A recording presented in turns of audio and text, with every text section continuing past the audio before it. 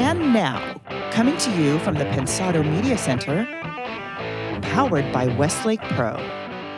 One of our favorite Encore shows featuring a red hot chili pepper, the Indaba Pensado contest is absolutely blowing up, and always, always a reason to give thanks. You're at the place, it's Pensado's place. Yay.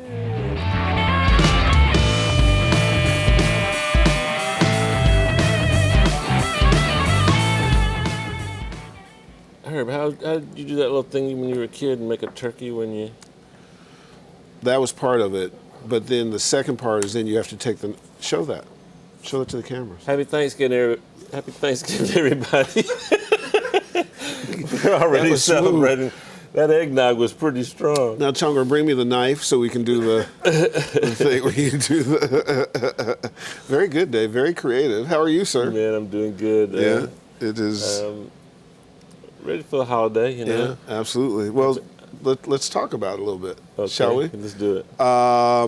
There are plenty of reasons to give thanks for Dave and I. Principally, it's your support of this crazy endeavor that you've built, your incredibly kind words, the inspiration to he and I, and really the whole team and what we draw from you. In addition, we're thankful for great partners, the Blackbird Academy, Vintage King, DTS, Avid, Lander, Fab Factory, Recording Connection, and Studio 202 DC. By the way, just so you know, you guys are absolutely killing the Indaba Pensado contest. Yeah. The band is Jesus on the Main Line. The track is Always With Me. The challenge, Mix Your Behind Off. Now here are the details. The contest started November 1st and is open for submissions until November 29th. Voting will take place from November 29th to December 13th. Winners will be announced December 27th. So you'll get your Christmas presents, then you'll wait 2 days, and you might have more Christmas presents. That's good stuff. And what do you win? How about this? The grand prize, a feature on Pensado's Place, a Skype call with Dave himself, Isotope Neutron and Ozone 7, Tascam 2x2 track pack. You can record and do everything inside this. Okay. 1-year Lander subscription, perpetual license from Audionamics, and pro status on Indaba Music. Second place, very cool. Some cool Tascam headphones, a 1-year Lander subscription, a perpetual license for Audionamics, and pro status on Indaba Music. And third place, Lander subscription again, perpetual license from Audionamics, and pro status on Indaba Music. All good stuff. So, folks, get to it. Sign up right here. See that URL right there? Sign up. Let's see you do your thing. What we have seen in the past is that people use this opportunity, one, to improve their craft. Two, you take the judging of this really serious. Very serious. Yeah. I wish I'd have had this when I was coming along. I mean, from your prior contest and prior judging, don't you get sort of a personality profile of the person a little bit and what they do? Well, you want to. Right. In fact, the ones that tend to win tend to have that uniqueness that their There's personality. A signature kind of, right? Yeah. When you listen to a lot of songs over and over and over again, it's the distinctions and the unique things that catch your ear and make you. But you know, I grade you on your EQing skills, your compression skills. And it's good stuff. I think it's a good thing.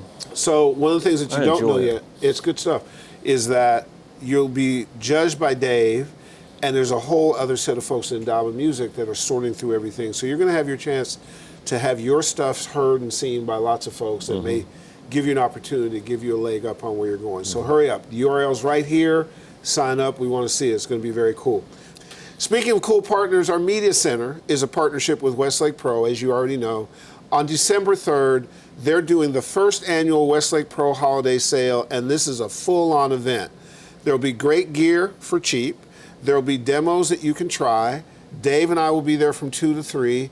And the coolest thing they're doing, this is why we love them so much, they're having a silent auction that will run all day. There'll be items of great value, and the proceeds from the silent auction, they're going to donate all of them to the We Stand for David Fund.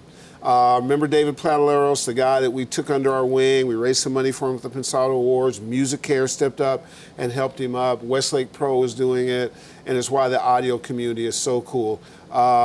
Westlake Pro, kudos to you, an amazing thing.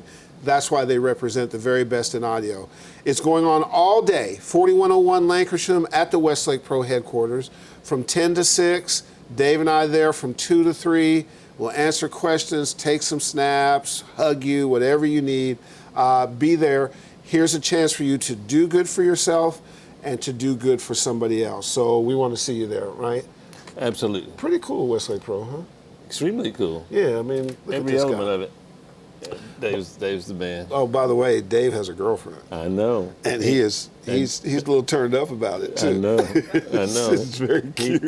I did a 5-day seminar. He missed day 5. Oh, that's right. He told me he was going to. Whatever money he receives, I'll have to dock him a little bit for that. Or see what he did with that time. Yeah. I'll let you go investigate that stuff. Let me ask you something. Sure. You mentioned about the support and some of the from the audio community and inspiration you got from that community. You recently had something happen in your life that put you through it, and you got a lot of inspiration and support from the community. Can you describe that? Yeah. So recently, today is Tuesday. Mm-hmm. On Friday evening, my sister lost her battle with cancer.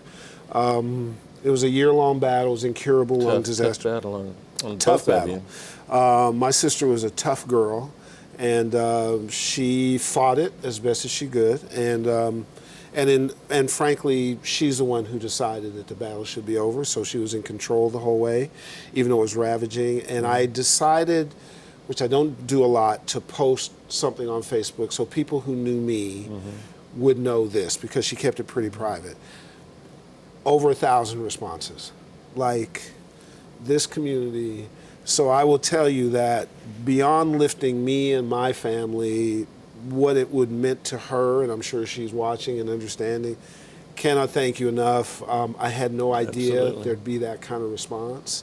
I'm still getting stuff, and it's crazy to mix. It's people I know, people from back in my career, mostly people we've met through Pensado's place, friends, family, people I haven't heard from for a long time, just all saying they want to give a shout out. So we're not too big to not realize that life strikes sometimes, and you know, the Pensado family is a family. So as one family member to all my family members, to my family member from the Trollicks. Good stuff. Good stuff. We got the best audience. We got the best God. audience. Oh my God. I can't. Aretha called me and said, have you looked at these responses? And so actually last night I just went through every one of them, and I was sort of going to take on the challenge of answering every one of them, and it just consumed me. So I'll post something, but thank you so much. Yeah. And as a segue, and in honor of Timmy Lynn McGill, who's behind this, Timmy Trollick McGill, what does jumping off the desk mean to you in Pensado land? Well, I'm not going to give away the plot. Okay. But we've only had one guest. But I saw the demise rapidly approaching of a $20,000 camera, and I'm thinking, I hope he makes it. I hope he makes it. And we got pictures. He's prone. He's like parallel to the ground and stuck the landing. So that's what you got. That's what you're going to see. Olympic style. He stuck the landing. And not only that, he had just come from a parent-teacher conference, so he still had on his parent-teacher tag. I got to tell you, Herb, that was one of my favorite shows we've ever done. All I asked him was, "What's a ghost note, and how do you play it?" Next thing you know, story. Yeah, you'll watch. I don't want to ruin it for you. And he memorialized that desk. We had the largest desk in the history of desks. Like, the desk came up to here. Look at it, it's behind just a big old boat that was made of alley. So one of our favorite Encore performances. Yeah, you got to see it. You got to see it. Happy Thanksgiving to everybody who celebrates that in the U.S. If you're not in the U.S., find reason to give thanks. Certainly what I just related that Dave so kindly pointed out about my sister, what you're feeling about your families, what we feel about this camp, and mostly what we feel about you is all about giving thanks. So take a moment, breathe, love your loved ones, get some perspective, and on the way, enjoy this Encore performance. Our man Brad Smith and Hal Leonard, we met over the weekend. We're meeting all these honchos about our book, and all of a sudden somebody says, "Oh, hey, Brad is Chad Smith's brother." So we just go, "Wow, incredible! He must be a nice guy." And then he goes, "Hey, maybe he'll do the show." we said, end of book signing, let's go talk to Chad. And lo and behold, through the magic of La Familia, we get to welcome to the table, sliding into home, Mr. Chad Smith. Safe. Absolutely. Best interest yet. 180 guests. That was the best interest The best yet. interest. Man, thank you. Yeah, My Chad. pleasure, gentlemen. Man, My it's pleasure. So much fun. I owe Brad everything. We do too.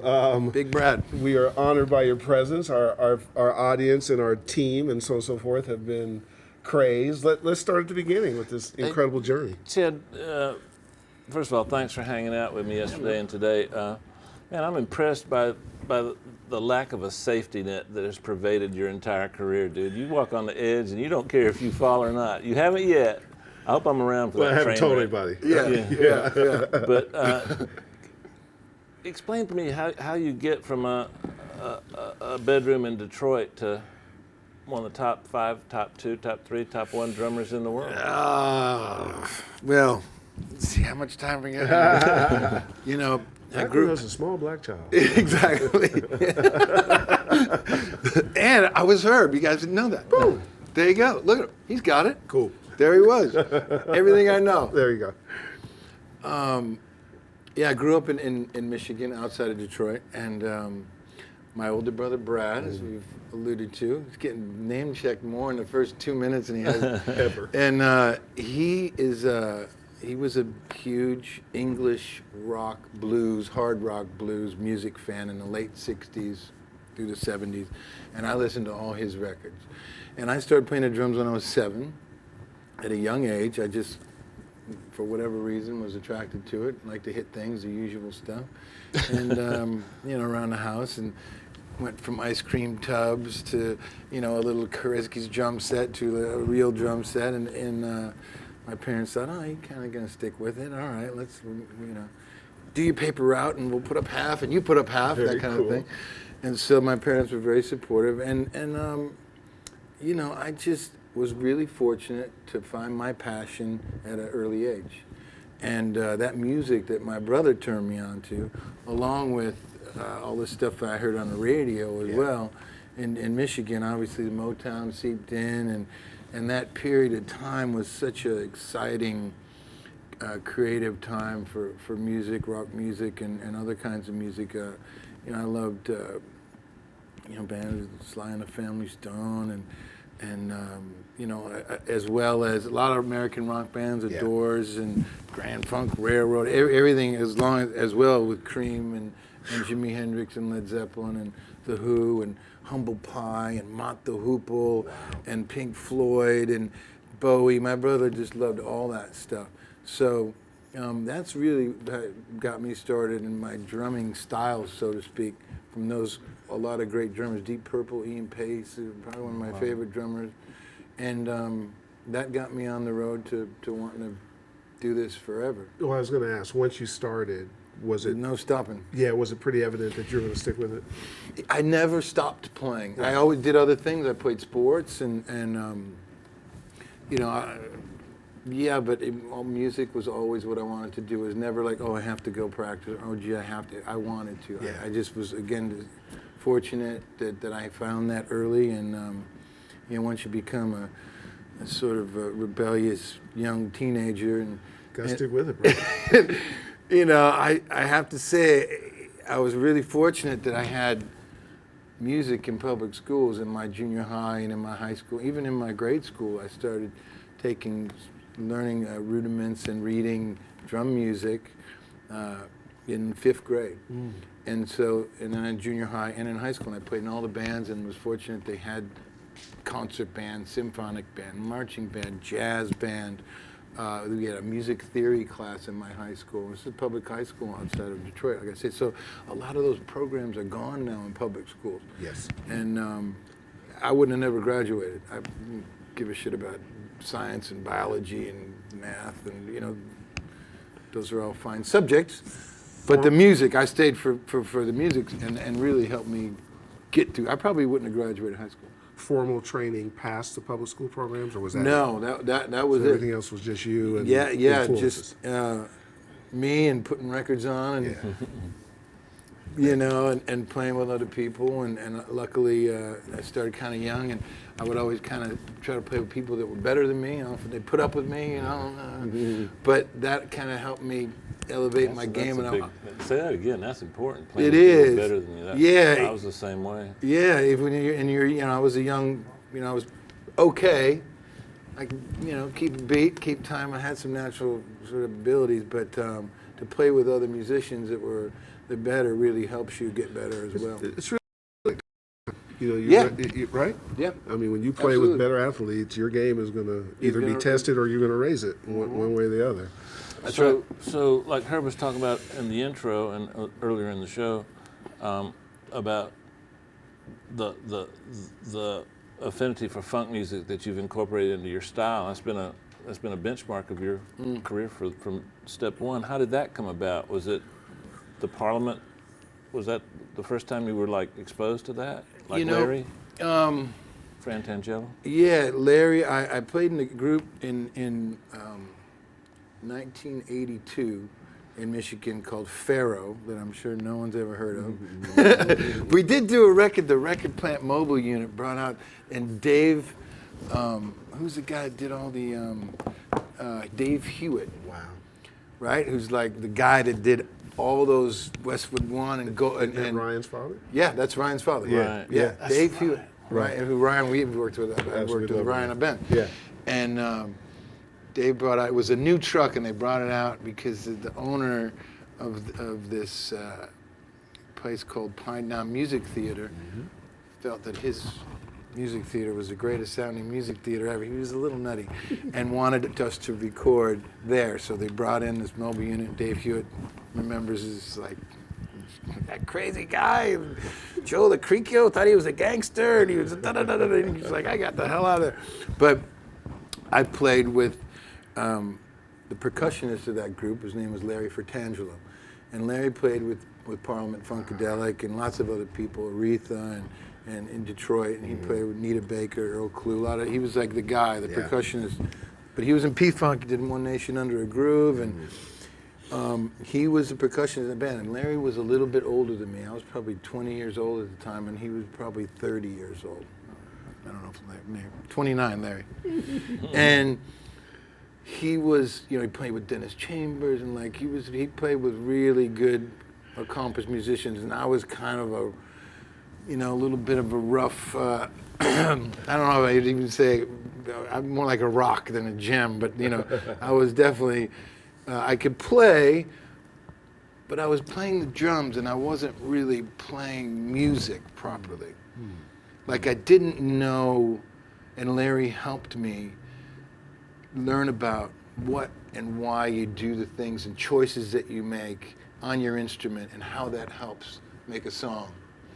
Dynamics, doing little fills or things to introduce new sections, how to play with the bass player and or the other melodic instruments, what, you know, just kind of arrangement 101 stuff, what makes, how to build a song, and just the musical choices that you make are so important. And drumming, and I was in a big group, we had 6 or 7 players, and so it was, I was this real supportive role. And you know, he's like, it's about the groove, man, it's making it feel good, it's so important. And we would play together, and he would do all this crazy stuff and try to get me off time, and you know, and that, you know, it was, and he would pick me up, and we would drive together to rehearsal every day, and we would put cassette tapes in back in the day, and he would play me stuff like Tower of Power, and he would play me Meters stuff, and he would play me, you know, Sly. I knew a lot of Sly stuff, but like, he would pick things out like, look in the, see after the, right before the solo in that Tower of Power in that song Soul Vaccination, the drummer goes, BAM! On the one, and then lays out and doesn't put the snare until the bar afterward. And that brings everybody down, because if you're playing quiet and they can't hear anything, they gotta come down too. Like, just like little, and I'm like, so here, I really went to school, and Larry was, I can't thank him enough. I really at that point felt like I became I became a musician instead of a drummer. That was the quote that just kind of got me. It was that's the day he went from a drummer to a musician. Well, it took a lot of days. Yeah, true. But that period of time, we played together for a year. Is there a Chili Peppers record early on that you felt exemplified that growth into that project with that concept, the application of that? Does something come to mind? Yeah, I would say when I joined the Chili Peppers in '88, and we started recording shortly after I joined. I was the last guy to join, the guitar player at the time, John Frusciante. We had been in the band a few months. Sure. Great guitar 18 years old. Amazing. You know, young prodigy, so to speak. But like, they were all like, let's get a drummer and let's start recording and let's go. Right. And Michael Beinhorn was a producer, and so they had a few songs in there already kind of worked up, as I recall. But we sort of wrote them all together, and a lot of our songs come out of improvising and jamming. Certainly back then, that was a big part of our creative process. Yeah. And it's still to this day, but back then I remember it, and everything was really hard and really fast. And this is a record called Mother's Milk. And I was just like, this is amazing. I'm like, one day I'm like, got $20 in my bank account. I'm like working, you know. Things have changed. And like all of a sudden I'm standing on a sock on my dick, and for Spin Magazine, I'm like, I'm in the band. This is great. Yeah, it's perfect. It's rock and roll. Yeah. Welcome to LA. But we were, you know, that's how I knew of them. And actually, it's so wild because the connection. In 1984, the Chili Peppers did their second record with George Clinton in Detroit. Oh, wow. And this was post-Pharaoh, when I had played with Larry, and we had kept up as friends. And I'd see him once in a while, hey, what have you been doing? He does a lot of sessions. I did the session for George. These crazy kids from California, man, like Red Hot Chili something. And they're nuts, you know, and things I won't go into here. But and he's like, but you probably like it. It's pretty cool. And I think he played me like a little bit of one of their songs, like, I don't even remember what it was, but it was that second record that George did. So that was the first time I heard that, and you know, I was like, ah, cool, yeah, all right, yeah, whatever. I'm like, oh yeah, the guys with the socks on their dicks, oh yeah. You know, like a lot of people. But it's just, you know, fast forward, and it's all, you know, as they say, history by now. But Was that the impetus to move from Detroit to California? it was not. It wasn't. It wasn't. No, I sort of played in lots of bands, and as I was talking with Dave earlier, you know, right out of high school, I started playing in a band right away, and we played 6 nights a week, 3 sets a night, in all the Detroit clubs, all around the Detroit Tri-County area, as I call it. And I did that for a lot of years, about six years, and I loved it. Yeah. I'm like, this is it. Yeah. I'm a professional musician. I'm playing these stinky, beer-soaked, smoky, you know, in my bare feet, walking around with beer bottles. Like, I was a kid. I was 18. I felt like I was in Led Zeppelin, man. It was the greatest thing ever. I loved it. So people went, oh, when do you feel that you would become a success? I'm like, Then. Yeah. I was making $165 a week. My mom was, you know, when are you going to get a real job thing? But I was so happy, and it was great. Of course, I would have loved to have been in, you know, all of my idols and all the bands that I loved and everything. But those lessons during that time were invaluable. Invaluable. And how to deal with a crowd, how to deal with everything. Things that don't work. People show up. Yep. And it's, you know, I see a lot of kids these days, and often they ask me, like, you know, how can I make it, or how did you do it, or and our culture now is so, you know, the quickest path to possibly get there, that they don't understand that it takes hard work. Yes. You have to put the time into it. You can't have your one little beat, yeah, I'm ready for freaking Madison Square Garden. It doesn't work like that. You have to. That was my problem. See? You didn't tell me. Sorry, See? it was the film. Later and talk about it. You didn't have the film. Hey, Chad, so your personality creeps into everything you do. Can a kid with a boring personality play like you? I mean, part of woodshedding and all those clubs, barefoot at 18 with beer bottles on, was was what gave you the personality you have now, and the motivation to get that into a record. Or you got to have those adventures. Sometimes it's not the time it takes to get good; it's the time it takes to gather experiences, so you have something to play when you get good, right? Mm-hmm. I said that pretty good. There's no point in elaborating on that. No, that was perfect. Well I couldn't done, have said Dave. that any better. Thank you. No, that's it. Life experiences. You need those, and the more that you, the more that of those that you get, it only enhances everything that you do, and your personality part. You know, we were talking earlier. You know, drummers like Keith Moon and John Bonham and Stuart Copeland and even a guy like Neil Peart, who I went through my Neil Peart rush phase that a lot of drummers do at my age, maybe later. But he's very analytical, and you can tell his drumming is all very well rehearsed and perfectly the parts, and they're great and awesome. But that's his. You meet him and you talk to him. That's his personality. He's a great guy, but very like Orderly, organized. yeah, which is great, and he also writes the lyrics for the band as well, and you meet Stuart, and he's more he's kind of loud and kind of aggressive a little bit, and you like it makes sense. Keith Moon, we all know about Keith Moon. John Bonham, we know. Yeah. But those are the people.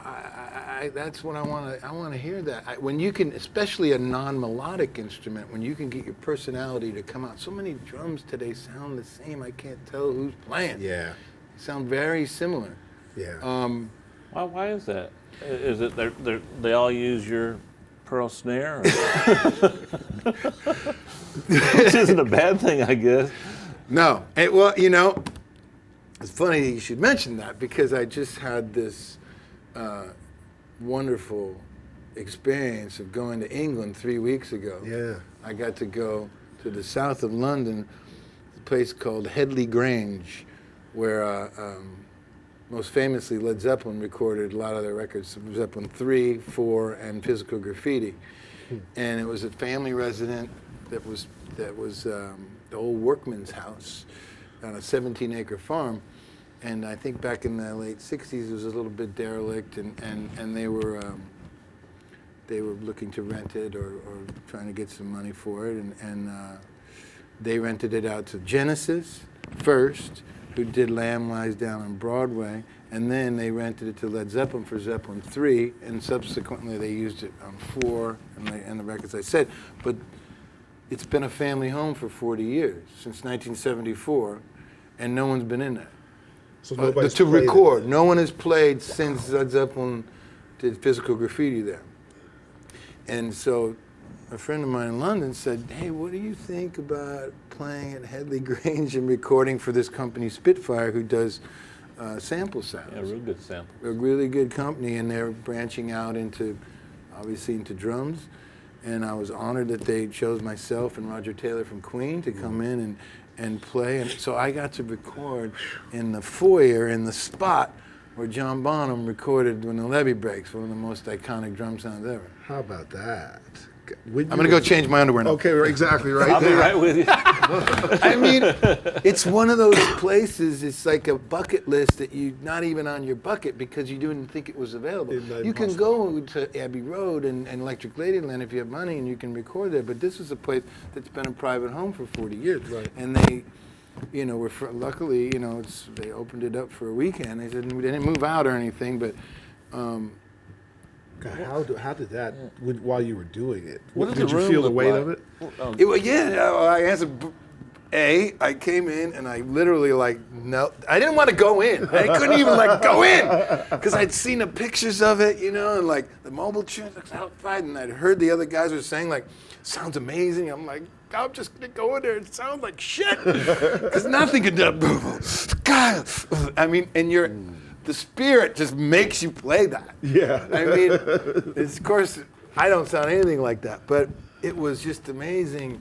What was the texture of the walls? What were the walls? Were they brick? Were they like stone? It was plaster. The in the foyer, where he did track the Levee Breaks, and I had the good fortune of doing a record with Andy Johns, who recorded, God rest his soul, who recorded that record. And so, of course, after the sessions, we'd all ask Uncle Andy and tell me your stories about Led Zeppelin and the Stones, and he had tons of them. But he, I'm sure he'd been asked it a million times, but, being a drummer, I said, what was that all about? He said, well, they were tracking some other stuff in the other room, which was a very smallish, not a big, you'd think Led Zeppelin and, Kashmir would be this cavernous or a larger room. It was a regular living room, not a high ceiling. Oh, really? A regular. They must have. I'm sure they did some baffling but it wasn't what I expected. But then the foyer, right when you walk in, was tile on the floor and mostly wood and just plaster, just a regular room. But the stairwell went up three more levels, and the stairs would go all the way, and the banisters and everything that would break up the sound, so it wasn't that hard reflective. And there were beams in the middle, there were lights on and beams, and so I was like, okay, it was just one of those lucky things. And Bonham's Tech one day just brought in a new drum set. This is what Andy told me. Brought in a new drum set. Ludwig had delivered a drum set, and the other guys went down to the pub, and John and Andy stayed, and he set up the drums right there in the foyer, I think because that's where they left them. Yeah. And Andy was like, oh, the foyer sounded really good. And either John was playing already or something. Andy, probably. And Andy put trying out the drum set, Andy put 2 mics down, and Jimmy Page had some old Italian echo pedal, and he put that on it. And that was it. And he said, John, I think you're going to like this. You want to come in the truck and hear this? And Bonham came in with, bloody cannons! That was a good thing. Perfect. No, absolutely. Yeah, so to play in that, and he's like my favorite drummer, my favorite band. It was just amazing. Yeah, I'm floated home. The Wow. whole way. Yeah, it was incredible. So that, I think those sounds. So to go back to the sound thing, if you want Chad and/or Rogers Taylor's Headley Grange drum sounds, they'll be coming out on Spitfire, and shameless plug in December at some point. Shameless. No, it's a good thing. And ultimately, given the success that you've had, making that choice is something that you have to be sort of careful about. It has to be a company that's going to do the right thing and really treat your stuff well. So for you to make that call says a lot about the company. Yes. I mean, it wasn't a lot of arm twisting. It could have been like Joe Blow down in his garage. We could have done it. But if you say you get me into Headley Grange, I can record for Led Zeppelin. Done. I'm going. Done. Absolutely. But it was a bonus that they were nice people. Everything was very professional. And I did kind of check them out online, and they had some cool stuff. Yeah. Actually, Brother Brad again, I called, have you heard of Spitfire? He goes, yeah, they look legit. That's Brad. Yeah. Well, Not a bunch of gangsters? What is it? Our crew said good things about Spitfire, right? Oh yeah, of course, Yeah, of course. I'm curious. Be kind. So if I'm mixing, Be gentle. If I'm mixing, and I'm working on your drum kit. Yeah. I bet this is what you love when you're mixing, and you're just like getting the sounds going. You're not like, okay, I want to hear something. I bet you love this. If it were you, it'd be okay. That's what he calls me. Okay, so I'm mixing, and I add a sample. Let's say I add one of the samples that you just created. Yep. And I added it back into your snare sound. I didn't change the sound. I just filled it in with a couple of nice little things. Would you be mad at me? No. I would be mad at you. I don't get mad at you. Would you hire me again? What's the tolerance? I'll tell you what. If I didn't know, and you just kind of it doesn't necessarily have to be mine or anybody else's. As long as what I find with drums, and we're very organic. We're a band that plays live, and we track live. And very little. We want it to sound like you're sitting in the room with us. Yeah. We're very, especially Rick Rubin's productions, often for our band, are very just right here. Yeah. I don't think I've ever sort of augmented, as far as I know, and maybe he has and didn't tell me, but I wouldn't, if I didn't know, I'm not looking at you doing your thing, and it sounds natural to me. And the dynamics, that's the thing. Like, if you lose the snare, and to go back to Mother's Milk, Dave Thoner mixed that record, and he used samples on the snare drum. But these are the days where they took all the dynamics out of it. I wouldn't do that. So we're doing this song "Subway to Usually- Venus." It's kind of funky, and these little like ghost notes on the snare. And it's like, I didn't play like that. Right. It sounds like shit. Right. Yeah. No, So you can't in do that way, it's like, That's a Well, problem. we got much better equipment now. But also Right. too, one of the things I'll do is sometimes I'll get a snare mic that's got too much hi-hat in it. So when I'm trying to get the top end on the snare right, I'm killing myself with hi-hat. So I'll find a spot in the song where he played a great snare hit without the hi-hat. Right. And so I'll mix that in just to drop the hi-hat mic down, you know. That's Yeah. usually what I do. yeah, that makes sense. I mean, and it's the drum that he was playing on that Yeah, song. It wasn't. yeah. That's not like a separate song. Yeah. I think recording a drum set, and that's the thing. It's a drum set. I always look at it as One instrument. one instrument. You know, and one of the things the drummers set up and cymbals are here. You know, you gotta. I think your drum set needs to be balanced, and you need to make it easier for the engineer if the drums in tone and the cymbals and how you hit stuff, and a lot of guys just bash the crap out of the cymbals, and they can, as you know, I'm sure you guys know, that just ruins your drum sound because you know Hard to get out. yeah, you can't, and the hi-hat and stuff. So you need to learn, and I think it just takes time and experience to learn how to balance your kit. So if you're standing away and somebody's playing, or if you're playing, or you can record yourself just with one mic and say, I can hear everything. Oh, snare's kind of loud, you know, and or this cymbal or whatever, but work on that and think of it as a whole instrument. When you're creating, and you're working with Michael Anthony or Flea or you know, these people are like icons, you know, and you're sitting there and you're working out a part. How does that process work? Is there a record that you can take us through that the creation part of when you sit down with the band, or do you start with just Flea, or does it start with a guitar player and Or do you guys just jam? Yeah, with the Chili Peppers, which is, but they're two different scenarios, mainly because they're two completely different guys. Yeah. But with Chili Peppers, as I spoke before, often a lot of our writing process is the four of us get in a room and we improvise and jam. Yeah. And but mostly at some point you've got to come up with a verse, a chorus, a yeah, bridge.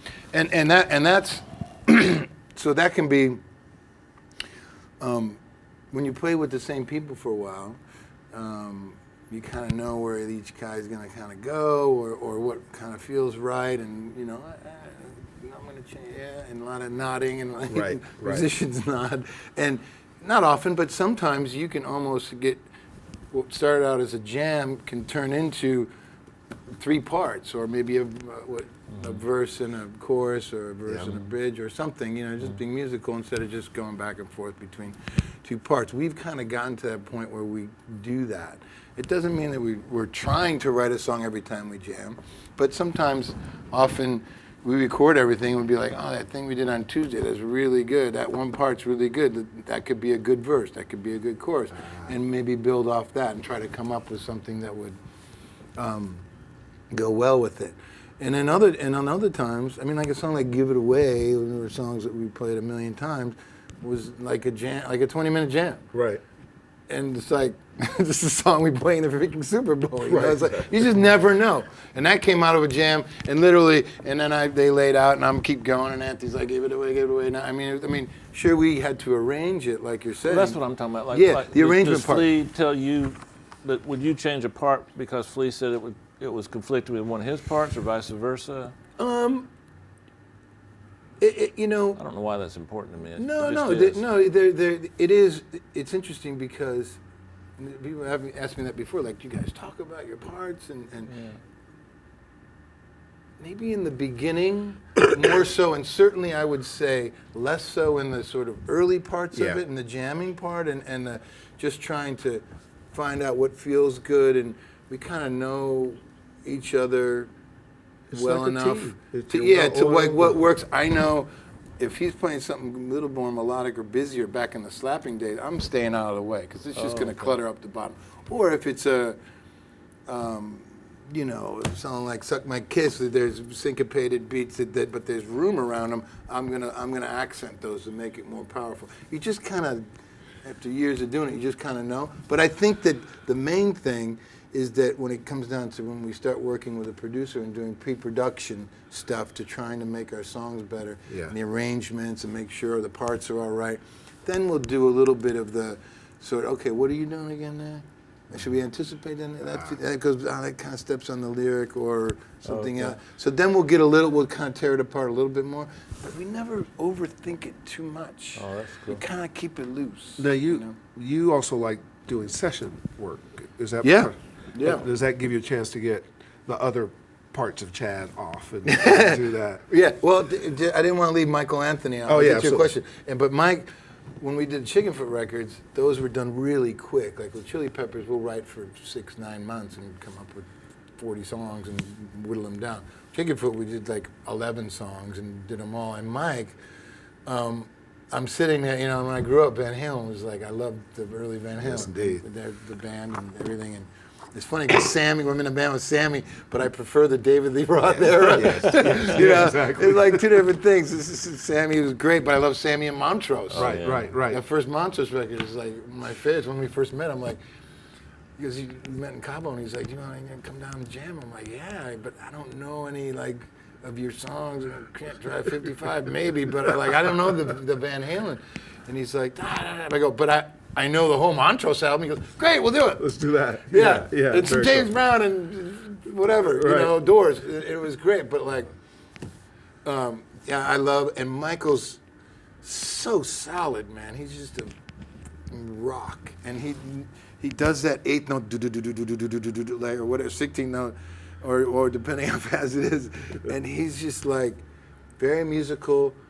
Picks up stuff really quick, like Joe will bring in a riff, Satriani, and Mike is on it like that. Like he's just like, he's a total pro, super sweetheart, and I just look up and I go, I'm playing with Mike Anthony. I'm 14 again. So those songs tend to start with a guitar riff, a la Jimmy Page type situations where that. The Chickenfoot, what Joe brings stuff in.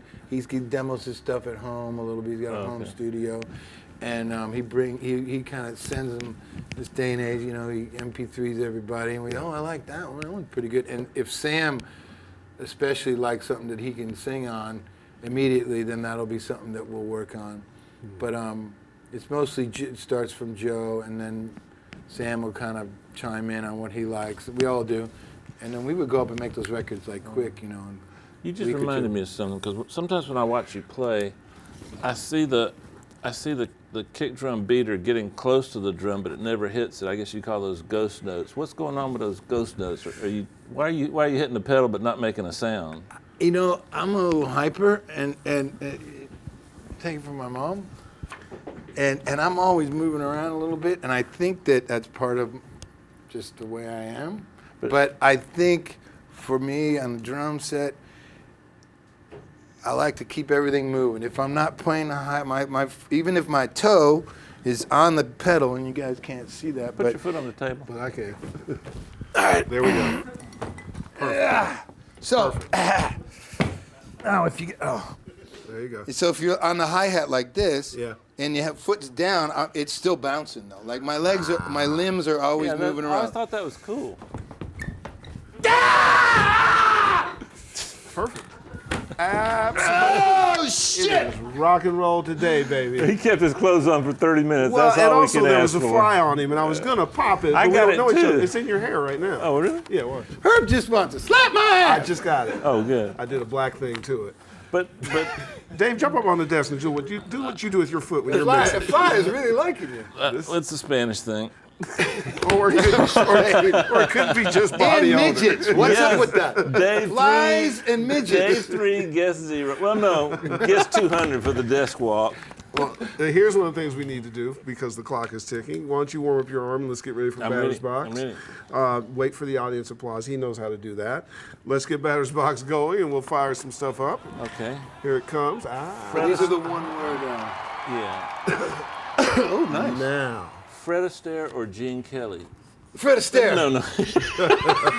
Didn't you just see my dance moves? Absolutely. That's why I was question. asking that. Amazing. Okay, don't count that one, huh? Okay, birch or maple? Maple. Ooh, guitar. 64 Strat. This bastard. Were you, RHCP. what, a Les Paul? You're a Les Paul man? No, I like your answer. Okay. But I'm trying Bastard. to win. You're I'm trying to oh, win this. Oh, you want to win? Yeah. Oh, you okay? Okay, go ahead. The person that wins this gets a pair of Depends. Could have used it RHCP. before at the beginning of the show. I know. Problem is they're No. used. He already has them on. Whoa. As a parting gift, Chad, we give you Dave's used Let's take them Depends. off. Thanks. There's DNA in it though. RHCP. A red hot chicken peckers. 808s. Boom! Okay, this is a tough one. Tambourine or cowbell? Oh, see, had to bring up the cowbell. Of course. More cowbell. Sorry. Oh, man. I apologize. thought, this show has just Right. It had such class and promise. integrity. And, then like, down the I'm like, they're tube it not went. going to bring up the what Exactly. guy or that you look Sorry. like. We'll edit this. Let me remind you, I'm the host once again. I'm in charge. Tambourine or cowbell? Cowbell! I knew it. Last Click time. track. Drummer's friend. Whoa. Ambient, And I don't really use them. ambient or dry, and we're not talking underwear. Ooh. Well, I guess ambient. Zeppelin, yeah. Ambient. Okay. This could be a good one, man. Oh, no. This He's is giving me the look. I am. Drum solos. I personally hate them I don't care what you think. because as Talking to a drummer. they cut into my guitar solos. Oh. The chicks come see guitar The players. chicks love drummers. They've got the rhythm. That's right. We got the rhythm. Here's the thing. 2 and the 4. I love guitar. Don't get me wrong. Don't get me wrong. You're really losing quick. points. I'm trying to help you here. I know. Drum solos, I would say no. Okay. Because I don't. I'm gonna say this: your drum solos are spectacular. I'd give up 8 bars of a guitar solo for you any day, my friend. be my band anytime. so lovely. 8 bars, a whole 8 bars. Oh yeah. Okay. I thought 11 20, bars. I thought 20 minutes. No, but music. I mean, rock and roll. People want to tap their feet, and they want to sing along. Yeah. And so, drummers and singers. I can't deny know that, my where friend. you I can't lead. deny I mean, that. when you do your mixes, That's true. what are some of the loudest? What are the loudest things in a mix? Often. Vocals and drums. Thank you very much, ladies and gentlemen. I rest my case. There you go. If your house, heaven forbid, hey, come on, guys. I got a golf clap over there. You guys see me every week. You see him like once every 5 years. If your house caught fire, what one piece of gear would you try to get out first? Your wife. Assuming your family's safe and your Oh, children, your sorry. dogs, your pets, your iguana, and your porno collection. What I would burn the house would burn then with me in it. what one piece of gear? Play along with me, Chad. I'm Come trying. on. I'm trying. That incredible 5-inch snare that your name's on. No, you know what? I do. I would. This probably wouldn't be the one. I do have a Gene Krupa snare drum. Wow. Oh shit. Yeah, but it's in a museum somewhere. But that's a pretty That's a special invaluable. piece. You can't replace that. You know. Hard to say. Yeah, that I would say, God. It What's wrong probably with wouldn't that be a answer? That's a musical great answer. instrument. Well, that's the whole point of this show, man. I know. That's why I'm trying to play keep along. I going went with over the ahead? Gene Krupa snare. Okay, There you good. Okay, and easy. It's not in my house. Buddy Miles or Mitch Mitchell, Jimi Hendrix drummers. Mitch Mitchell. I love Buddy Miles. Sorry, Yeah, Mitch Mitchell is my guy. yeah. How do you do, Herm? He did great. You're still swayed by the dance routine, right? How can you not be? Yeah, that's a good Look, point. man, I have a close affinity to rhythm. I want to bear his children. So you do? Yeah. We should talk later. Okay. Let's Why introduce. did I get there first? Though? Yeah, man, because I It's a was. new First world. thing he said to me when we met, he goes, "I'm not gay, but But we should talk. we should." I love your brother. So dramatically. Corner office. Our man Chongor Gantz is over there. Chongor, John Gore, you make got a him cry. couple of questions for our guy? Yeah, let's do it. Hit it. This first one's from the one and only Will Thompson. How do you approach how you play your kit live versus in the studio? What important information should less experienced drummers know before going into the studio for the first time? Oh, great question. Ooh, heavy. Sorry, the beginning of it was the different. Sorry. How do you approach how you play your kit live Yeah. versus in the studio? Okay. They're two different animals, and what I've found through the years is live I tend to play really hard and a little bit more. Studio, when you're playing on a record, it's a document that is going to hopefully live for a long time that people are going to listen to, and it's something you really want to make special, that one performance. The way that we record our records, certainly with the Chili Peppers, we all play together, and we really go for that performance. So just to be really focused, and the drums, for me, I don't hit as hard because I've found that the size drums that I use, I tend to choke them out. Like a 12-inch tom, if you just whack the crap out of it, it doesn't sound as good if you play it in a more, less aggressive way, I guess. But you're very excited and want that energy and want that focus and dynamic. So there's a fine line of trying to have that, like, you're really excited and you want to play really well and you want it to sound really great. And it took me a while. I used to just beat the crap out of that. And you kick a kick drum as hard as you can, and you get, a lot of smack. I mean, it just is what it is, no matter, to me, I found what the drum or the room that you're in. But if you can play it at 3/4 speed, you're still hitting it hard, but you're giving it a little, you're not sort of like inhibiting it to breathe and speak well. Right. And that's, for me, in the snare drum too, man, I crank the snare. Often people ask me about, that snare drum sound on Blood Sugar Sex Magic. How did you get that? And there's so many variables, as you guys know. I can tell you the type of drum. It was a Black Beauty, and the head I used, and the sticks I was using, and who the engineer was, and it was a SM57, and all those things come into play, and the mic pre's and the Neves and all this technical stuff that I don't know anything about, but that you guys do. But it's the guy playing. Yeah. And you could get 7 different guys to play on that same drum set, and they'll all sound different. Absolutely. And when you're playing live, you're also putting on a show. Exactly. That's a different animal. And the sound places we play, they're not made for music. They're made for basketball and hockey and football and stuff. And there's been great advances in live sound, but you can get away with not a perfectly tuned drum set or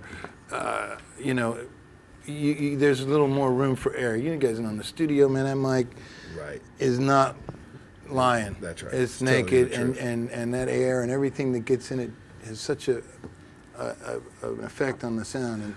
And live, it's a little bit different. And like I said before, playing a song that's going to be there once on a record, I want that to be as great as it can be, and exciting and interesting and musical. Not to say I don't care live, but live, go for it. We kind of go for it. Go for it. We've been known to go for it. And you know what? If I fuck up, I get to do it the next night. That's right. Chongor, go for one more.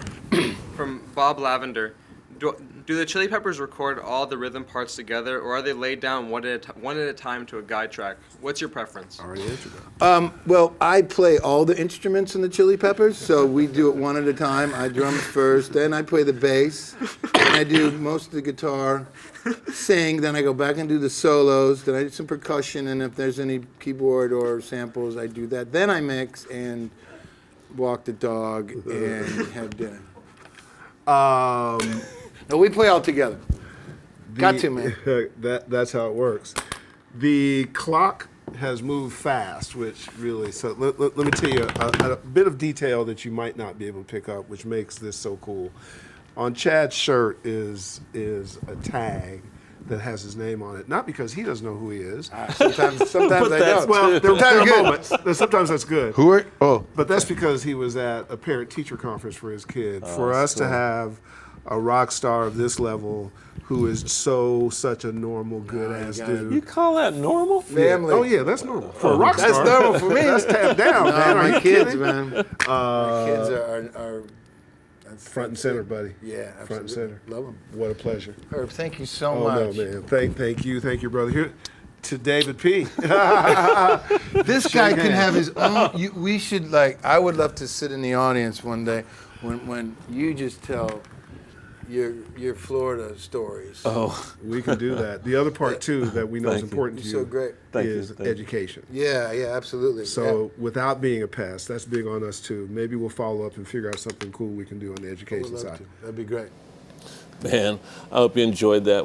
That's like I said, that's one of our favorite shows. Eddie the best. Yeah, Chad yeah. is the best. Yeah. From time to time, I forget how truly blessed I am, and I think it's healthy, not just on special holidays, but I think it's always healthy to take stock of what you have, where you came from, and it doesn't have to be Thanksgiving to do that. You can do that at any time, and it just kind of helps you recharge. And Absolutely.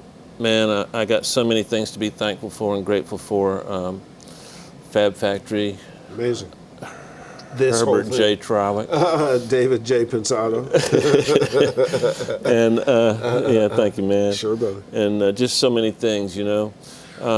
And one of the things that I'm truly grateful, and I think I speak for Herb, is you guys. You guys have given us an opportunity that Unbelievable. sometimes I don't know if we deserve it. Sometimes it's, but boy, we come in here, we hear that theme song start to go, and we transform. Absolutely. And all because of you guys. So this is a holiday, and enjoy the holiday, but be thankful all year long. And if it's not the holiday where you live and you're outside the U.S., just take a moment.